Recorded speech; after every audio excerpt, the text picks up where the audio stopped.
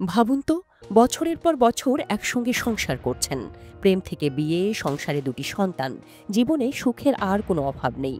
হঠাৎ একদিন ডিএনএ টেস্টে বেরিয়ে এলো অকল্পনীয় সত্য। যাকে স্বামী বলে জানতেন তিনিই আসলে আপন ভাই, আর যাকে স্ত্রী ভেবে ভালোবেসে জীবন কাটাচ্ছেন সেও আসলে আপন বোন। শুনতে অবিশ্বাস্য লাগলেও এমন চাঞ্চল্যকর ঘটনার নায়ক নায়িকা মার্কিন যুক্তরাষ্ট্রের কানেকটিকাট অঙ্গরাজ্যের দম্পতি ভিক্টোরিয়া হিল আর তার হাইস্কুল প্রেমিক স্বামী। ঘটনা শুরু এক ডিএনএ পরীক্ষার মাধ্যমে। দীর্ঘদিন অসুস্থতায় ভুগছিলেন ভিক্টোরিয়া।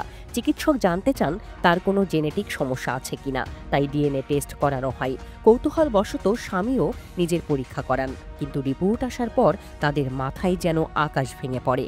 দুজনের ডিএনএ হুবহু এক। ডাক্তার সোজাসুজি জানিয়ে দেন তারা আসলে আপন ভাই বোন।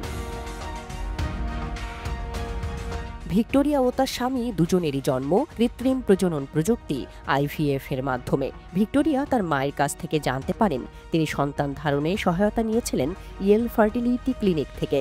একই তথ্য মেলে তার স্বামীর দিক থেকেও, অর্থাৎ দুজনকেই পৃথিবীতে এনেছিলেন ইয়েল ফার্টিলিটি ক্লিনিকের ডাক্তার ক্যান্ডোয়েল।